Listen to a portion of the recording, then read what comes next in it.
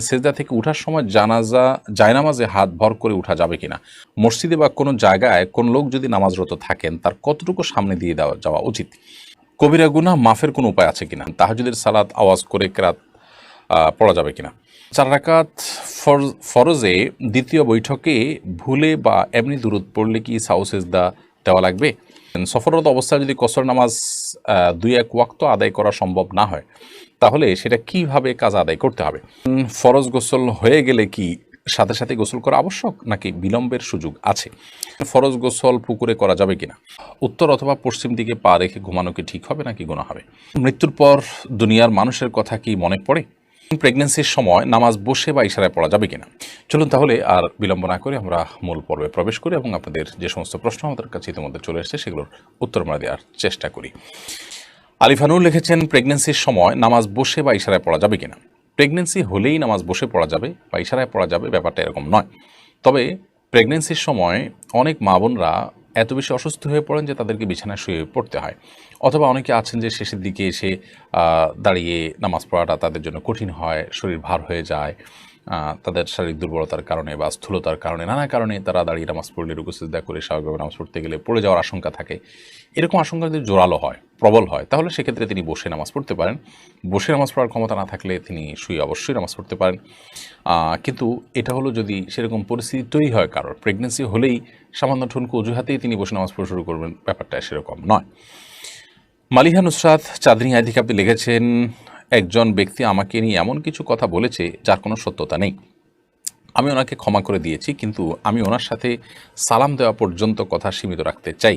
তাতে কি কোনো গুনাহ হবে? উনি আমার খুব কাছেরও না, আবার খুব দূরেরও না। দেখুন, আপনাকে নিয়ে যদি কেউ মিথ্যা কথা বলেন, তাহলে সেক্ষেত্রে আপনি তাকে ক্ষমা করে দিয়ে খুব ভালো কাজ করেছেন, সন্দেহাতীতভাবে সওয়াবের কাজ করেছেন। আল্লাহ সুবহানাহু ওয়া তাআলা বলেছেন, ওয়ান তা'ফু হুয়া আকরাবু লিত-তাকওয়া, যদি মাফ করে দেওয়া এটা তাকওয়ার খুব কাছাকাছি। খুব ভালো কাজ আপনি করেছেন। এর পাশাপাশি আপনি যেটি জানতে চেয়েছেন যে আপনি তাকে সালাম দেওয়া পর্যন্ত কথা সীমিত রাখতে চান, শুধু সালাম দেবেন, ওকে, তাতে কোনো অসুবিধা নেই। সালাম দিলেন, তিনি সালাম জবাব দিলেন, এটুকু হলে আপনি তার সাথে কথোপকথন করেছেন বা তার সাথে সম্পর্ক ছিন্ন করেননি, সেটি বলা যাবে। তবে এরপর আস্তে আস্তে একটা সময় যেন আপনি স্বাভাবিক হতে পারেন, সেই চেষ্টা আপনার মধ্যে থাকাটা অবশ্যই ভালো। তবে সালাম দিলে আপনি তাকে আর বয়কট করেছেন এটি বলা যাবে না, বা কথা বন্ধ রেখেছেন সেটি আর বলা যাবে না, এবং আপনি দায়মুক্ত থাকবেন ইনশাআল্লাহু তাআলা। পিঙ্কি আক্তার আপনি লিখেছেন, মৃত্যুর পর দুনিয়ার মানুষের কথা কি মনে পড়ে? দেখুন, মৃত্যু পরবর্তী জগৎটিকে বলা হয় আলামুল গায়েব বা অদৃশ্যের জগৎ। সেই জগতে আমাদের অবস্থা কেমন হয়, কীরকম হবে, সে বিষয়ে কোরআন এবং হাদিসের বর্ণনার বাইরে আমরা ধারণা করে কিছুই বলতে পারি না। কোরআন হাদিসে কোথাও মানুষের মৃত্যুর পর নিজের দুনিয়ার কথা মনে পড়া বলতে বিভিন্ন আপনার স্মৃতি মনে পড়া, এরকম কোনো কথা, এরকম কোনো বিষয় হয় মৃত ব্যক্তির, সেরকম কথা কোরআন হাদিস থেকে জানা যায় না। বরং কোরআন হাদিসের যে বিবরণ এ সম্পর্কে পাওয়া যায়, সেগুলো দেখলে বোঝা যায় যে একজন মৃত মানুষ, তার যে অবস্থা শুরু হয়, হাদিসে আসছে মান মাতা ফাকাদ কামাত কিয়ামাতুহু, যে ব্যক্তি মারা গেলেন তার কিয়ামত শুরু হয়ে যায়।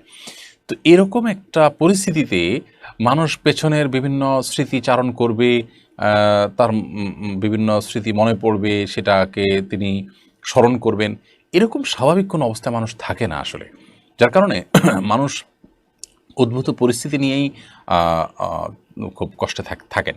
হ্যাঁ, যারা জান্নাতি তাদের কথা ভিন্ন, যে তারা জান্নাতের নেয়ামত ভোগ করতে থাকেন, যেহেতু মৃত্যুর পর কিয়ামত কায়েম হওয়া পর্যন্ত শুধুমাত্র জান্নাতের নেয়ামত ভোগ করাই তাদের একমাত্র কাজ থাকে, এবং সেটি পরিপূর্ণ জীবিত স্বাভাবিক মানুষের মতো যে থাকে তা নয়, শুধুমাত্র জান্নাতের নেয়ামত ভোগ করার মতো একটা বিশেষ হায়াত তাদেরকে দেওয়া হয়, জাস্ট এইটুকু।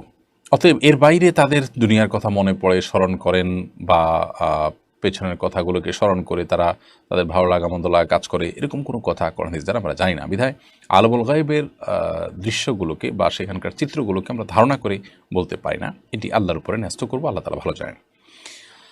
এরপর মিস তানিয়া প্রধান আপনি লিখেছেন, মাসিক ভালো হওয়ার পর নামাজ শুরু করার পর যদি আবার প্রস্রাব করার পর 1-2 ফোঁটা বের হয়, তখন কোমর পর্যন্ত ধুলেই হবে নাকি গোসল করতে হবে? দেখুন, মাসিক যদি যথাযথভাবে ভালো হয়ে যায়, আপনার যে সময় ভালো হওয়ার কথা সে সময় ভালো হয়ে গেছে, যেদিন ভালো হওয়ার কথা সেদিন ভালো হয়ে গেছে, এর বেশি আপনার হয় না নর্মালি, এরপরে আবার কখনো বের হয়ে গেছে, প্রতি মাসে আপনার 6 দিন হয়, 7 দিন হয়, 8 দিন হয়, একটা অভ্যাস আছে, সে অভ্যাসের সময়টা পার হয়ে যাওয়ার পরে যদি বের হয় তাহলে এটা অসুস্থতা, অতএব এটুকু ধুয়ে ফেললেই হয়ে যাবে।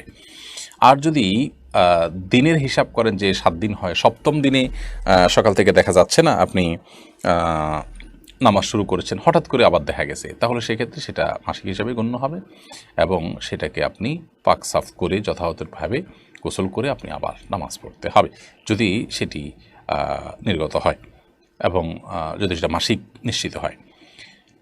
এরপরে বিনা সুলতান আপনি লিখেছেন উত্তর অথবা পশ্চিম দিকে পা রেখে ঘুমানো কি ঠিক হবে নাকি গুনাহ হবে? দেখুন, উত্তর অথবা পশ্চিম কোনো দিকে পা রেখে ঘুমানোর ব্যাপারে কোরআন এবং হাদিসে পরিষ্কার কোনো নিষেধাজ্ঞা নেই। উত্তর দিকে তো নাই, পশ্চিম দিকে বা কেবলার দিকে পা রেখে ঘুমানোর ব্যাপারেও কোনো পরিষ্কার নিষেধাজ্ঞা কোরআন হাদিসে কোথাও পাওয়া যায় না। তবে অনেক ওলামায়ে কেরাম এটিকে নিষেধ করেন, সে নিষেধাজ্ঞাটা হারাম পর্যায়ে না, জাস্ট অনুত্তম মাকরুহ এ পর্যায়ে নিষেধাজ্ঞা অনেক ওলামায়ে কেরাম আরোপ করেন এই যুক্তিতে যে পশ্চিম দিকে বা কেবলার দিকে পেশাব বা পায়খানা করা নিষেধ, আর সেই দিকে সসময় আমরা যদি পাও দেই বা বসার সময় যদি পাও লম্বা করে বসি তাহলে সেক্ষেত্রে এক ধরনের অসম্মান প্রদর্শন হতে পারে। আপনার উদ্দেশ্য সেটা না হলেও দৃশ্যত সেরকম মনে হতে পারে। আমরা কোনো সম্মানিত ব্যক্তির দিকে পা দিয়ে বসি না সাধারণত, সেই জায়গা থেকে অনেকে এটিকে নিষেধ করেন। তবে কোরআন হাদিসে পরিষ্কারভাবে কেবলার দিকে পা দেওয়ার পরে কোনো নিষেধাজ্ঞা নেই। যদি কেউ সেদিকে পা দিয়ে ঘুমান বা বসেন তাহলে সেক্ষেত্রে কোরআন হাদিসের খেলাফ করেছেন এমনটি বলা যাবে না। তবে কারোর কাছে কেবলার প্রতি কাবার প্রতি ভালোবাসা এবং শ্রদ্ধার জায়গা থেকে তিনি পা দেয়াটা তার কাছে খারাপ লাগছে, সেটি ভিন্ন বিষয়। আমাতুল্লাহ মোশরেফা আপনি লিখেছেন বিয়ের জন্য অনেকে ছবি চায়, যদি বিয়ে না হয় তাহলে কি ছবিগুলো থাকলে গুনাহ হবে? বিয়ের জন্য যদি কেউ ছবি চায় তাহলে সেক্ষেত্রে লোকটা কতটা অথেন্টিক, তার ভিতরে তাকওয়া কতটা আছে, তিনি হালাল হারাম কতটা বুঝেন এবং কতটা আল্লাহর ভয় আছে, তিনি এই ছবিটা নির্দিষ্ট সময়ের পর যদি বিয়ে না হয় তাহলে সেক্ষেত্রে ডিলিট করে ফেলবেন এবং কতটা, এই বিষয়গুলো নিশ্চিত হয়ে তারপর তাকে ছবি দেওয়া উচিত, অথবা বিশেষভাবে তাকে বলে দেওয়া উচিত এবং তিনি যেটা করেন সে বিষয়ে তাকে রিকোয়েস্ট করা উচিত। এরকম না হলে যে কেউ চাইলেও আর তাকে ছবি দিলেন, এটা উচিত না, কারণ এটি আপনার প্রাইভেসি যেমন নষ্ট হবে, গুনাহের কাজ তিনি করবেন, আপনি পরোক্ষভাবে সেটাতে একরকম সহায়তাই করলেন, ব্যাপারটা সেরকম হয়ে গেল। এই জন্য এই বিষয়গুলো দেখা উচিত।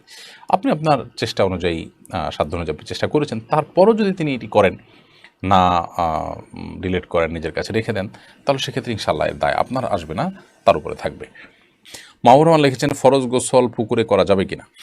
ফরজ গোসল পুকুরে করা যাবে, কোনো অসুবিধা নেই। পুকুর সাধারণত বড় হয়ে থাকে আমাদের দেশে, একেবারে ছোট গড় যদি হয় যে 10 হাত করে চারদিকে 40 হাতেরও কম হয় তাহলে সেক্ষেত্রে সেটা ভিন্ন, কিন্তু এর বাইরে বড় যদি হয় তাহলে সেক্ষেত্রে বড় বলতে মানে চারপাশে 40 হাতের বেশি এরকম পুকুর বাংলাদেশে প্রায় অলমোস্ট সব পুকুরগুলোই। তো এই সমস্ত পুকুরে গোসল করাতে কোনো অসুবিধা নেই। ফরজ গোসল, সেখানে যদি আপনার নাপাক লেগেও যায় তাতে সব পানি নাপাক হয়ে যাবে না, কারণ পানি যখন অনেক বেশি থাকে সেখানে সামান্য নাপাক লাগলে সব পানি নাপাক হয়ে যায় না। হ্যাঁ, নাপাকটা যদি কোথাও দৃশ্যমান থাকে তাহলে ওই দৃশ্যমান যেখানে তার আশপাশের পানিগুলো শুধুমাত্র নাপাক থাকবে এবং সেটা যদি আস্তে আস্তে পরিবর্তিত হয়ে যায় আর দৃশ্যমান না থাকে তাহলে তার কোনো কথাই নেই। অতএব ফরজ গোসল পুকুরে করতে কোনো সমস্যা নেই। সোয়াইব এআইডি থেকে আপনি লিখেছেন একজন মানুষ যদি অনেক ঋণ করে আত্মহত্যা করে মারা যায় এবং মারা যাওয়ার পর টাকা পরিশোধ করা সম্ভব না হয় তাহলে মৃত ব্যক্তির কী অবস্থা হবে? তিনি যদি ঋণ পরিশোধ করা ছাড়া মারা যান তাহলে সেক্ষেত্রে তার আত্মার ঝুলন্ত থাকার কথা রয়েছে এবং সেটা পরিশোধ করার আগ পর্যন্ত জান্নাতে যাওয়াটা তার ঝুলে থাকবে, সেটি বিভিন্ন হাদিস থেকে বোঝা যায়। অতএব এক্ষেত্রেও তাই হবে এবং ভিন্ন কিছু বলা যাবে না। আল্লাহ রাব্বুল আলামিন যদি তার প্রতি সন্তুষ্ট থাকেন, বিশেষভাবে যদি সে আল্লাহ তাআলাকে সন্তুষ্ট করার মতো কিছু করে যেয়ে থাকেন, আল্লাহ তাআলা তার পাওনাদারদের হক আদায় করে দেন কিয়ামতের ময়দানে, সেটা এক্সেপশনাল হতে পারে সেরকম কিছু। আর আত্মহত্যা করে মারা যাওয়ার কারণে তো গুনাহগার হয় মানুষ, সেটা তো আরেক বিষয়। এজন্য ঋণ করে ঋণ পরিশোধ করতে পারছেন না সেজন্য তিনি আত্মহত্যার পথে পা বাড়াবেন, এটা কোনো মুসলমানের কাজ হতে পারে না, কারণ আত্মহত্যা তো সমাধান না। আত্মহত্যা করলে তো আমার এই দায় থেকে আমি মুক্ত হয়ে যাচ্ছি না, বরং আল্লাহ তাআলার কাছে আরও শক্ত করে পাকড়া হচ্ছে। ঋণ পরিশোধ করতে পারিনি, আবার আত্মহত্যা করছি, দুটি অপরাধ করে আমি আল্লাহ তাআলার কাছে অপরাধী হয়ে গেলাম। বিধায় একজন মুসলমান কখনো এই ধরনের দায়িত্বহীনতার পরিচয় দিতে পারেন না। আল্লাহ আমাদেরকে সেই তৌফিক দান করুন, আমরা যেন এই ধরনের অন্যায় এবং অবিচার কাছ থেকে বেঁচে থাকতে পারি। দিনের পথে আসেন আইডি থেকে আপনি লিখেছেন স্বামী স্ত্রীর মধ্যে ভালোবাসা বৃদ্ধির উপায় কী? স্বামী স্ত্রীর মধ্যে ভালোবাসা বৃদ্ধি করার জন্য অন্য সব মানুষের সাথে ভালোবাসা বৃদ্ধির ক্ষেত্রে যেরকম সালামের ভূমিকা রয়েছে সেই সালামটা আদান প্রদান করতে হবে। নবী করিম সাল্লাল্লাহু আলাইহি ওয়াসাল্লাম বলেছেন যে তোমরা যখন পরস্পরের মধ্যে সালামের আদান প্রদান করবে তখন তোমাদের মধ্যে ভালোবাসা বৃদ্ধি পাবে। সেই সাথে তিনি হাদিয়া প্রদান করার কথা বলেছেন, উপহার আদান প্রদান করা। অনেক সময় স্বামীরা স্ত্রীদেরকে সুযোগ দেন, স্ত্রীর স্বামীকে সারপ্রাইজ দেওয়া, স্বামীকে বিভিন্ন ক্ষেত্রে খুশি হওয়ার মতো কোনো কিছু পেশ করা তার জন্য। তো এরকম বিভিন্নভাবে উপহারের আদান প্রদান এটাও পারস্পরিক ভালোবাসা সৃষ্টির ক্ষেত্রে বিশেষ ভূমিকা রাখে। এপি আনোয়ার এটি থেকে আপনি লিখেছেন 4 রাকাত ফরজে দ্বিতীয় বৈঠকে ভুলে বা এমনি দুরূদ পড়লে কি সাউ সেজদা দেওয়া লাগবে? দেখুন, 4 রাকাত ফরজ নামাজের দ্বিতীয় বৈঠকে যদি ভুলে আপনি দুরূদ পড়ে ফেলেন তাহলে সেক্ষেত্রে হানাফি মাযহাব অনুযায়ী আপনাকে সেজদায়ে সাহু দিতে হবে। কারণ দ্বিতীয় বৈঠকে আত্মাহিয়াতু পড়ার পর বিভিন্ন হাদিস থেকে আমরা জানতে পারি যে দ্রুততার সাথে দাঁড়িয়ে যেতে বলা হয়েছে এবং বিলম্ব করতে নিষেধ করা হয়েছে। সেই সাথে আপনি নবী সাল্লাল্লাহু আলাইহি ওয়াসাল্লামের প্রতি দুরূদ পাঠ করেছেন, এটা তো ভুলে পড়েছেন, এটা তো শেষ রাকাত শেষ বৈঠক মনে করে আপনি এটা পড়েছেন, তো অথচ এটা শেষ বৈঠক নয়। এসব কারণে সিজদায়ে সাহু দেওয়ার কথা ওলামায়ে আহনাফ বলে থাকেন, যদিও হাম্বলী মাযহাব ওলামায়ে কিরাম, সৌদি আরব ওলামায়ে কিরাম তারা বলেন যে না, দুরূদ শরীফ যদি পড়ে ফেলে তার কারণে সিজদায়ে সাহু বর্তাবে না। এটি সৌদি আরব ওলামায়ে কিরাম বা হাম্বলী মাযহাবের ওলামাদের মত। শেখ সোহাইব আপনি লিখেছেন ফরজ গোসল হয়ে গেলে কি সাথে সাথে গোসল করা আবশ্যক নাকি বিলম্বের সুযোগ আছে? গোসল ফরজ হয়ে গেলে সাথে সাথে গোসল করা উত্তম যদি সে সুযোগ থাকে, তবে বিলম্ব করার সুযোগ আছে যদি গোসল ফরজ হওয়ার পর পরবর্তী যে নামাজের ওয়াক্ত সেই নামাজের ওয়াক্ত বা যদি তার উপরে কোনো নামাজ বর্তায়, তাহলে এই নামাজের ওয়াক্ত শেষ হওয়ার আগ পর্যন্ত তিনি বিলম্ব করতে চান, তাহলে শেষ মুহূর্তে বা ওয়াক্ত শেষ হওয়ার আগে আগে গোসল করে নামাজ পড়ে ফেললেন, এতটুকু বিলম্ব করা জায়েজ আছে। তবে এক্ষেত্রেও গোসল ফরজ হয়ে গেলে যদি লম্বা সময় তিনি বিলম্ব করতে চান, এশার পরে গোসল ফরজ হয়ে গেল, ফজর আগ পর্যন্ত তিনি সুযোগ পাবেন গোসল করার, তাহলে সেক্ষেত্রে এই সময়টা তিনি গোসল না করে শেষের দিকে একসাথে ফজর ওয়াক্ত হলে তখন গোসল করতে চান, তাহলে অজু করে ঘুমানো বা অন্যান্য কাজ করাটা সুন্নাহ, এটা উত্তম। কিন্তু যদি কোনো কারণে ওযু নাও করেন তাতে তিনি কবিরা গুনাহ করেছেন ব্যাপারটা এরকম না, সুন্নাতও করেছেন, এটুকু বলা যাবে। রিফাত মাহমুদ লিখেছেন তাহাজ্জুদের সালাত আওয়াজ করে কেরাত পড়া যাবে কিনা? তাহাজ্জুদের সালাতে আপনি রাতে আওয়াজ করে কেরাত পড়তে পারেন, যেহেতু রাতের নামাজ আপনি আওয়াজ করে কেরাত পড়তে পারবেন। দিনের নামাজ হলে সেটা নীরবে পড়বেন, আর রাতের নামাজ আপনি অবশ্যই আওয়াজ করে পড়তে পারেন। মোহাম্মদ জুনেদ ইসলাম আপনি লিখেছেন আমি কিভাবে আল্লাহর প্রিয় বান্দা হতে পারি? আল্লাহর প্রিয় বান্দা হওয়ার জন্য দুনিয়া বিমুখতা হলো পূর্বশর্ত। নবী করিম সাল্লাল্লাহু আলাইহি ওয়াসাল্লাম সাহাবীদেরকে বলেছেন যে তোমরা কিভাবে আল্লাহর প্রিয় পাত্র হবে, তার উপায় হলো যে তোমরা দুনিয়ার ব্যাপারে বিমুখ থাকবে, দুনিয়ার প্রতি তোমাদের আকর্ষণ থাকবে না, দুনিয়া নিয়ে তোমাদের বিশেষ কোনো আগ্রহের জায়গা থাকবে না। দুনিয়া উপার্জন করতে হবে দুনিয়াতে বেঁচে থাকার প্রয়োজনে, কিন্তু এটার জন্য মানে ডু অর ডাইয়ের পর্যায়টাকে নেওয়া যাবে না এবং এটার জন্য মরিয়া হয়ে যাওয়া এটা করা যাবে না। এটুকু যদি আমরা করতে পারি সেক্ষেত্রে আল্লাহ তাআলার প্রিয় বান্দা হওয়ার পথ আমাদের জন্য সবচেয়ে বেশি সুগম হবে। এরপরে পিয়াল খান সাদ এআইডি থেকে আপনি লিখেছেন আমাদের ইসলাম ধর্মে হালাল খাবারগুলো মুরগির গোশত, গরুর গোশত ইত্যাদি যদি ভিন্ন ধর্মের মানুষের কাছ থেকে মুরগির গোশত বা গরুর গোশত কেনা জায়েজ হবে?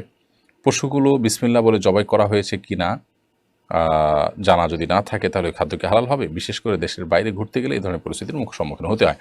যদি আপনি মুসলিম প্রধান দেশে কথা বলেন তাহলে সেক্ষেত্রে আমরা বলবো সেখানে সাধারণত এখানে হালাল উপায়ে জবাই করার কথাই বেশি। যদি এরকম হয় সচরাচর তাহলে সেক্ষেত্রে আপনি এটা কিনতে পারেন, অযথাই সন্দেহ করার প্রয়োজন নেই। আমার দেশে গরুর কথা বলা যে গরুর গোশত প্রায় সব দোকানই মুসলমানদের এবং তারা আল্লাহর নাম পড়ে জবাই করেন, এটাই স্বাভাবিক। বিধায় এটা নিয়ে আপনার আলাদা ধোঁয়াশা বা সংশয় থাকা উচিত না। হ্যাঁ, দেশের বাইরে আপনি যাচ্ছেন, সেখানে অমুসলিম প্রধান দেশ যদি হয় তাহলে সেক্ষেত্রে সেখানে কিভাবে জবাই হয়েছে আপনি জানেন না, হালাল কোনো অথেন্টিক কোনো প্রতিষ্ঠান থেকে হালাল সার্টিফিকেশনও নাই, তাহলে সেক্ষেত্রে আপনি সন্দেহ হলে সেরকম খাবার অবশ্যই অ্যাভয়েড করবেন এবং নিশ্চিত হওয়ার চেষ্টা করবেন যে এটি হালাল উপায়ে জবাই হয়েছে কিনা। যদি হয় তাহলে গ্রহণ করবেন, আর যদি ধোঁয়াশা থেকে যায় বা নিশ্চিত হওয়ার সুযোগ না থাকে তাহলে সেক্ষেত্রে অবশ্যই অ্যাভয়েড করবেন। ইঞ্জিনিয়ার নাজমুল হোসেন আপনি লিখেছেন সফররত অবস্থায় যদি কসর নামাজ 2-1 ওয়াক্ত আদায় করা সম্ভব না হয় তাহলে সেটা কিভাবে কাজা আদায় করতে হবে? সফররত অবস্থায় কসরের নামাজ যদি আদায় করা না যায়, অর্থাৎ আপনার সফর অবস্থার নামাজ কাজা হয়, তাহলে বাড়িতে আসার পর সেই নামাজটা যখন কাজা করবেন তো কসর হিসাবে কাজা করবেন, যেহেতু এটা ফরজ হয়েছিল কসর হিসাবে। ঠিক একইভাবে বাড়িতে থাকা অবস্থায় কোনো নামাজ কাজা হয়েছে, সফরে গিয়ে সেটা যদি আদায় করতে চান তাহলে সেক্ষেত্রে পূর্ণাঙ্গ আদায় করবেন, যেহেতু এটা ফরজ হয়েছিল পূর্ণাঙ্গভাবে, অর্থাৎ যেভাবে পূর্ণাঙ্গ ফরজ হয়েছে আদায়টা ঠিক সেভাবে হবে। কবিরা গুনাহ মাফের কোনো উপায় আছে কিনা? হ্যাঁ, কবিরা গুনাহ মাফের উপায় তো অবশ্যই আছে। কবিরা গুনাহ মাফের জন্য আপনি আল্লাহ তাআলার কাছে ক্ষমা চাইবেন, এটাই হলো এর উপায়। এবং ইস্তিগফার করবেন এবং তওবা করবেন। আপনি যে অন্যায় করেছেন তার জন্য লজ্জিত অনুতপ্ত হয়ে ভবিষ্যতে যেন আর না হয় সেজন্য সংকল্প করবেন। এটাই হলো কবিরা